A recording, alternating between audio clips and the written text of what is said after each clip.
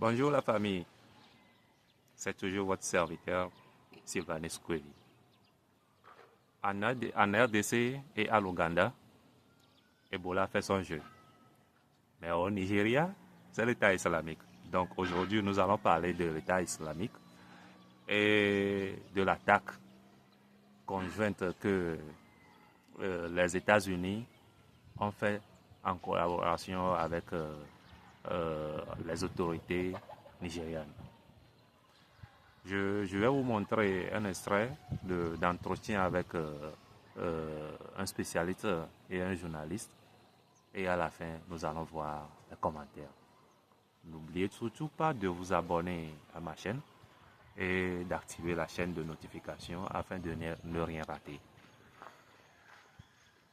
Dans l'attaque en question, Donald Trump affirme qu'ils ont tué le chef second, le deuxième mondial de l'État islamique. Nous allons découvrir ce que pense le spécialiste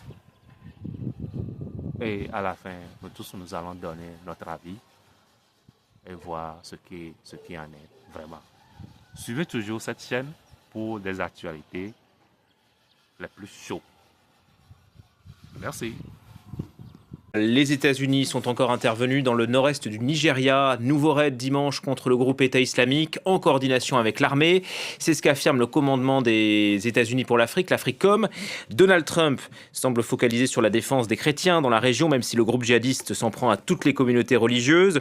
Vendredi, le président américain a annoncé l'élimination d'un important cadre de l'organisation. On va en parler avec Wassim Nas qui nous a rejoint. Bonjour Wassim. Bonjour. D'abord, comment expliquer cette implication militaire des Américains? Il y a eu des frappes aériennes, mais il y a aussi une implication au sol. Effectivement, donc il y a une implication croissante des Américains et c'est pas nouveau, c'est depuis le 25 décembre 2025, comme vous l'avez rappelé, le président Trump a dit on cible l'État islamique pour soutenir les chrétiens. Il y a comme toujours avec le président Trump, il y a une part donc de communication, de relations familiales et puis il y a le militaire qui vient derrière.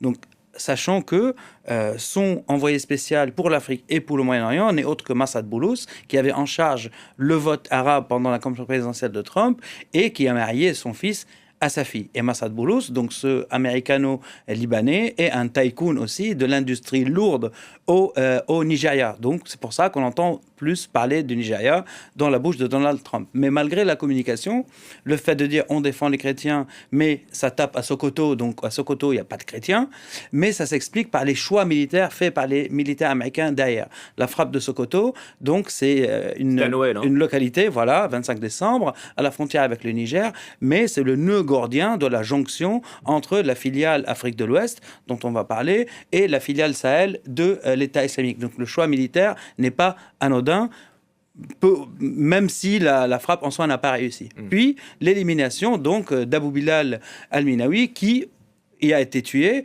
effectivement pour son rôle dans cette jonction, donc entre la filiale Afrique de l'Ouest et entre la filiale Sahel. Et c'est là l'importance des choix militaires qui viennent un peu en contradiction avec la communication.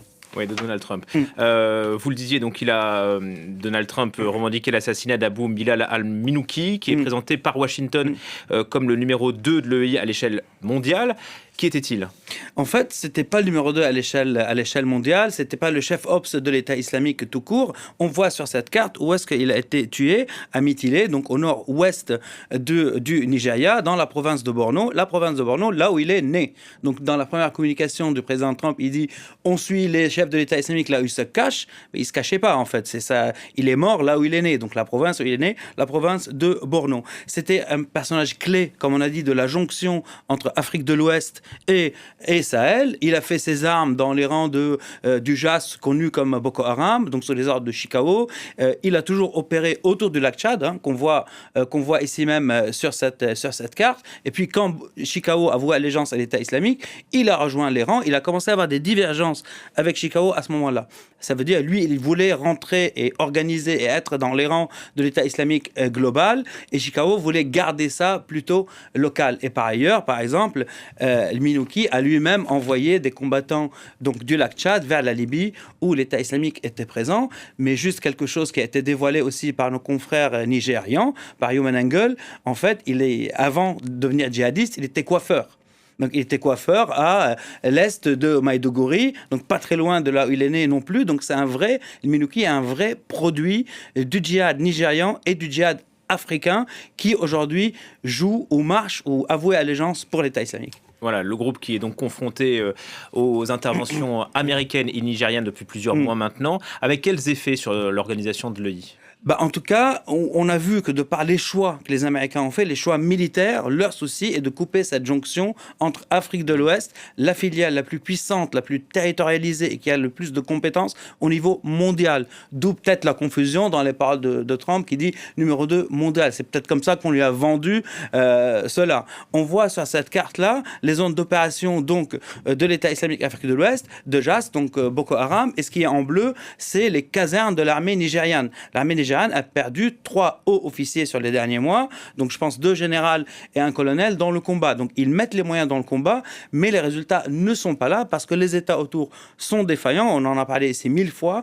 La jonction qui a été faite entre la filiale Afrique de l'Ouest et la filiale Sahel a eu ses effets où, là, on voit les combattants Afrique de l'Ouest et la jonction a eu ses effets. On en a parlé en janvier dans l'attaque contre l'aéroport de Niamey par l'État islamique Sahel, la province du Sahel, avec des compétences humaines venues de la filiale Afrique de l'Ouest. Et là, ce sont les images de l'aéroport de Niamey. Donc, c'est la première fois que l'État islamique s'attaquait à un aéroport international, rentrer, combattre et puis sortir. Ce qui dénote avec les façons de faire du JNIM, par exemple, quand ils attaquent l'aéroport de Bamako, ils rentrent, ils meurent tous sur place. Donc, c'est une grande différence de modus operandi. Ils ont démontré, en tout cas, qu'ils ont cette capacité. Grâce à quoi ?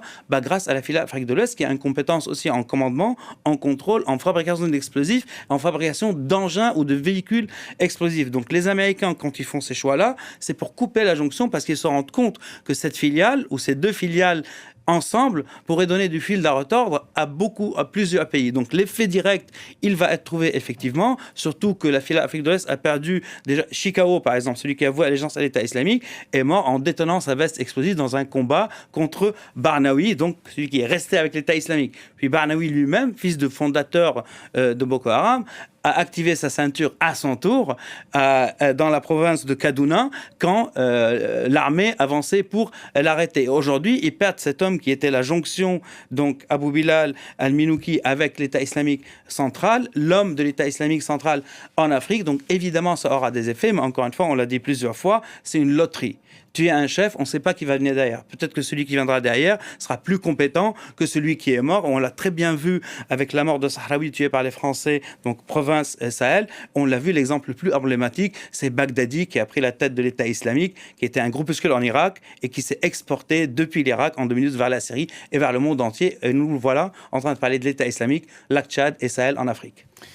Et oui, en 2026. Merci beaucoup, Wassim. Le Nigeria est également confronté à d'autres groupes criminels. On a appris aujourd'hui l'enlèvement de 46 personnes, principalement des enfants, lors de l'attaque de 3 écoles vendredi dans le sud du pays cette fois.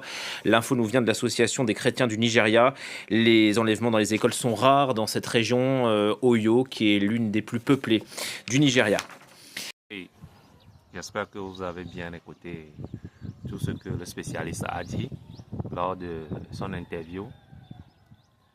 Ce que nous devons noter concrètement est que pour cette variante de Ebola qui est Bundi Bugio, n'a pas encore eu de vaccin pour le traitement.